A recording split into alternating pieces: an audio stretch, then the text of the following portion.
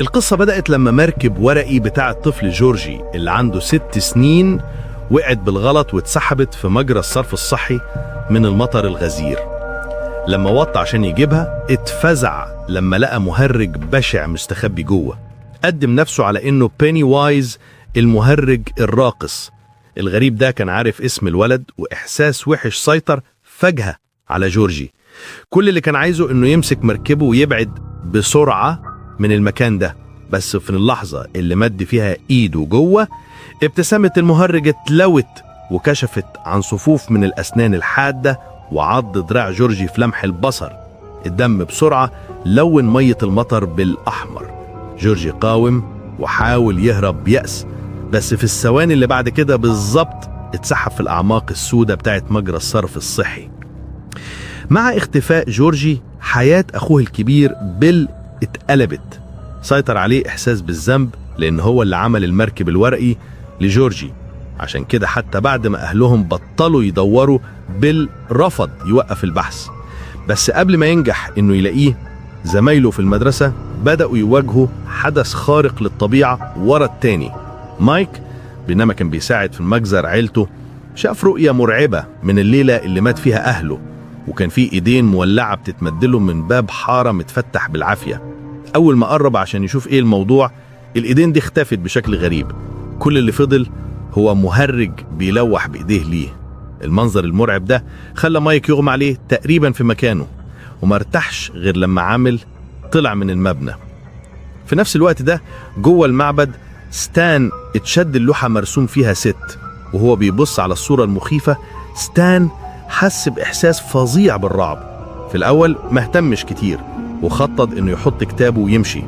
فجأة سمع صوت خبطة عالية من وراه.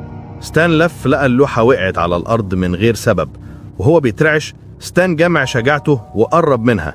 بس في اللحظة اللي علق فيها الصورة تاني، الوحش نط من الإطار. وهو مرعوب ستان جري بسرعة عشان يهرب. تقريبا في نفس الوقت بالظبط بن كمان واجه حاجة غريبة. بينما كان بيبحث في المكتبة لقى سجلات فيها حالات وفاة كتير. الغريب إن المشاهد اللي اتوصفت في حالات الوفاة دي كلها كانت متشابهة بشكل ملقت. الفضول دفعه قلب بين الكتاب صفحة ورا صفحة. لما شاف راس مقطوعة ظهرت فجأة في آخر صفحة، بن اتخض تماما. لما قدر يجمع شتات نفسه، بالون أحمر ظهر فجأة جنبه. بن غريزيا مشي وراه.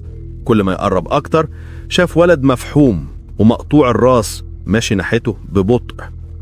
بن حاول يهرب بسرعة، بس في اللحظة اللي خرج فيها بره عصابة هنري لمحته. هنري كان متنمر مشهور في المدرسة وبيحب يتنمر على الناس، عشان كده طبيعي لما شاف بن قرر انه يتحرك. هنري زنق بن على السور وطلع سكينة ونحت بيها الحروف الأولى من اسمه على بطن بن. الكل افتكر ان هنري بيتمادى زيادة عن اللزوم، بس هو مهتمش خالص. بالرغم ان بن قدر يتحرر، هنري ما كانش هيسيبه بسهولة كده. بعد ما بن اتدحرج من على المنحدر، هنري طرده بإصرار كالعادة. في السكة السكينة اللي أبوه اداها ضاعت منه بالغلط. هنري خاف ان أبوه ازعق له، عشان كده طلب من صحابه يدوروا عليها. بس على ما وصلوا لآخر التل، هنري كان اختفى تماما. في الوقت ده بيل والأصحاب التانيين وصلوا المنطقة دي كمان. اكتشفوا كهف عميق في الغابة. الكهف ده ما كانش ضلمة بس، لكن كمان كانت بتطلع منه ريحة قوية ومقرفة. بيل كان عايز يدخل جوه الكهف ويشوف ايه اللي فيه، لكن ايدي اللي كان معاه مرضاش يخاطر. بينما هما الاتنين بيتخانقوا، العيال التانية لقوا كوتشي في الكهف بتاع بنت مفقودة اسمها بيتي. بيتي كانت مختفية بقالها مدة طويلة. محدش توقع انه يلاقي اي دليل عنها هنا. بيل خمن انه بيتي ممكن تكون محبوسة جوه. اترددوا وما كانوش عارفين اذا كان المفروض يدخلوا ولا لا. فجأة بن ظهر من العدم. في نفس الوقت ده صديق هنري باتريك كان وصل هو كمان. لما شاف انه كل حاجة حواليه هادية، باتريك افتكر انه بن مستخبي جوه. عشان كده من غير ما يقول كلمة دخل وهو ماسك ولعته. باتريك فضل يولع علبة الغاز اللي في ايده، بيحاول يخوف بن عشان يطلع. ما كانش عنده اي فكرة انه ماشي جوه اكتر واكتر. الهوا وراه بقى ابرد وابرد. بعد كده ضحكة غريبة ومخيفة دوت من الضلمة. باتريك خاف لدرجة إنه جرى بجنون في الكهف، بس عند نقطة معينة المخرج كانت قفل بالجنازير وما بقاش فيه مخرج. باتريك اضطر يمسك عصاية من الأرض عشان يدافع عن نفسه، بس لما البالون الأحمر ظهر كل محاولاته فجأة بقت ملهاش أي لازمة تماما. في نفس الوقت ده بيل والولاد خرجوا من الغابة، وهم راجعين قابلوا بنت اسمها بيفرلي. من اللحظة دي ما بقوش بس أحسن أصحاب، بدأوا يتلموا على بعض طول الوقت. في يوم بن قال لهم قصة عن تاريخ مدينة ديري. في البداية ديري بدأت كمعسكر لصيد القنادس، بس لما الكلام انتشر ناس كتير بدأوا ييجوا للمدينة. بعد كده حصل حاجة محدش شرحها. في يوم واحد بس 91 شخص اختفوا بشكل غامض وما سابوش أي أثر لأي هجوم وراهم. في الوقت ده الناس خمنوا إنهم ماتوا بسبب نوع من الأوبئة، لكن الغريبة إنه في اليوم اللي بعده بالظبط الناس دي صحيوا من النوم بأعجوبة، وكأنهم متفقين كلهم سابوا المدينة ومحدش عنده فكرة راحوا فين. الدليل الوحيد كان أثر هدوم مليانة دم بتودي لبيت البير. سماع الكلام ده خلى القشعريرة تسري في ظهر كل واحد منهم، لكن ما تخيلوش إنه اللعنة نزلت عليهم بالفعل بهدوء. وهو مروح البيت إيدي عدى على بيت مهجور بقاله سنين. البيت كان متغطي بالكامل بالنباتات المتسلقة ومفيش ولا عود زرع طالع في الأرض اللي حواليه. لما شاف ده إيدي حس بإحساس قلق عميق. في اللحظة دي بالظبط الباب الأمامي اتفتح فجأة ببطء وطلع منه صوت غريب. وهو مرعوب إيدي كب الحبوب بتاعته على الأرض بالغلط، وطى بسرعة عشان يلمها، بس في الثانية اللي بعدها جزامي متعفن ظهر فجأة. المنظر المرعب خوفه لدرجة إنه جرى علشان ينجو بحياته. في نفس الوقت ده بيفرلي اللي كانت في الحمام واجهت حاجة خارقة للطبيعية كمان. كانت بتفكر في كل اللي حصل مؤخرا لما سمعت أصوات غامضة طالعة من الحوض. كل ما بيفرلي تقرب أكتر الأصوات بقت أوضح وأحس إنها حقيقية. أدركت إنه ممكن يكون في حد تحت. بيفرلي حطت شريط قياس في البلاعة بسرعة، بس أول ما كانت هتسحبه شافت خصلة شعر مليانة دم في آخر الشريط. فجأة خصل شعر تخينة طلعت ولفت حوالين راسها جامد. أبوها سمع الدوشة واندفع جوه بسرعة، بس ما شافش أي حاجة غلط خالص. المشهد اتنقل. بيل كمان لمح شخصية غريبة وبدأت تتواصل معاه، بتعمل نفسها أخوه الصغير جورجي. في اليوم اللي بعده بيل والعصابة اتجمعوا، كل واحد حكى الحاجات المرعبة اللي واجهوها. بعد ما سمع قصصهم بين قال النظرية بتاعته. اكتشف إنه الكوارث الكبيرة بتضرب المدينة كل 27 سنة، والسنة دي طلعت هي السنة ال27. العيال ادركوا أخيرا إنهم كلهم بيطردوا من نفس الكيان، سموا الكيان ده إيت. في الوقت ده اختيارهم الوحيد كان إنهم يلاقوا طريقة يوقفوا بيها الكيان ده بسرعة. اتجمعوا في جراج بيل. عن طريق إنهم رسموا خريطة لتحركاته، في الآخر عرفوا مكان استخبائه.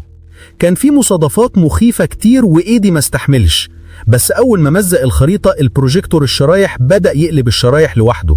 بعد كده في العرض شعر الست اتقلب مع الهوا وكشف عن وجه المهرج الشاحب المبتسم اللي كان مستخبي تحته. في اللحظة المناسبة بان فتح باب الجراج برجله.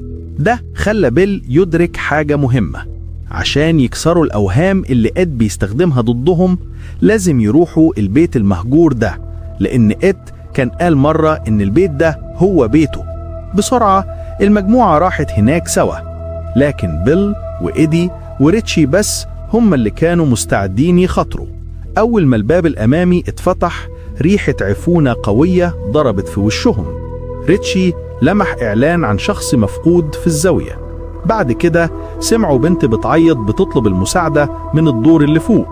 اندفعوا بسرعة عشان يشوفوا. طلعت بيتي اللي كانت مختفية بقالها أيام، بس كانت على وشك الموت. قبل ما بيل يقدر يعمل أي حاجة بيتي اتشدت بعنف في الضلمة. الفضول دفعهم تسللوا ببطء ناحية الأوضة، بس إيدي انشغل بصوت تاني. إيدي بقى متوتر جدا لدرجة إنه ما قدرش يتنفس. طلع البخاخ بتاعه بهستيرية عشان ياخد نفس. في نفس الوقت ده بيل وريتشي اتقفل عليهم جوه أوضة. إيدي كان يائس إنه يتجمع معاهم تاني. فجأة فتحة كبيرة اتفتحت في الأرض. بعد كده الجزامي ظهر تاني. إيدي وقع من أرضية متهالكة لحد الدور الأول. في اللحظة دي جوه الأوضة ريتشي اتشد للتابوت. جمع شجاعته. بعد ما سحب البطانة اكتشف عروسة راقدة جوه شكلها بالظبط زيه. وشها كان متغطي بالندوب. ريتشي قفل التابوت بسرعة. بعد كده فجأة نط في الهواء وهاجم عليه مباشرة. لحسن الحظ في الوقت المناسب بيل ظهر وأنقذ ريتشي. وأول ما حاولوا يهربوا بسرعة ظهرت 3 أبواب سدت طريقهم. بدون تفكير فتحوا أول باب بسرعة. ظهرت ست مرعبة وشكلها كانت هتهاجمهم. ريتشي قفل الباب بسرعة وهو مرعوب تماما. بعد كده بيل افتكر فجأة إن كل ده مجرد وهم عمله المهرج، عشان كده فتح باب عشوائي. الخطة نجحت فعلا وهربوا، وكمان قدروا ينقذوا إيدي اللي كان في خطر كبير. غضب إن بيل وريتشي تدخلوا. أول ما كان بيستعد عشان يخلص عليهم بيفرلي ظهرت فجأة وضربت وتد معدني طويل مباشرة في رأسه. المجموعة انتهزت الفرصة عشان تهرب من البيت. بعد كده محدش فيهم تجرأ يقرب من المكان ده تاني. حياتهم رجعت طبيعية بشوية شوية. بس أول ما الكل افتكر إن الكابوس خلص هاجم تاني بدون إنذار. لما بيل اكتشف إن بيفرلي اتخطفت جمع أصحابه بسرعة. بس المرة دي كانت مختلفة. بيل كان اكتشف إزاي يوقف إنه يأذيهم. بعد ما بيل أقنعهم المجموعة دخلت جوه البير تاني مصممين ينقذوا بيفرلي. لكن ما توقروش أبدا إن بيفرلي كانت خلاص تحت سيطرة المهرج بالكامل. بجهودهم المشتركة نزلوا بيفرلي على الأرض تاني وهي رجعت لوعيها بسرعة. لكن بيل ما قعر في مشكلة كبيرة. اتحول لجورجي وبيحاول يتلاعب بعقل بيل. لكن بيل ما اتخدعش خالص. بدون تردد شد زناد مسدس المسامير. تصرف بيل ده خلى يغضب تماما. اتحول تاني لشكل المهرج ومصمم انه يقطعه حتت. بيل اللي ما بقاش قادر يقاوم طلب من اصحابه يمشوا، بس ما حدش منهم كان عايز يكون جبان ويسيب صاحبه. تحت هجومهم المشترك اتهزم كذا مرة.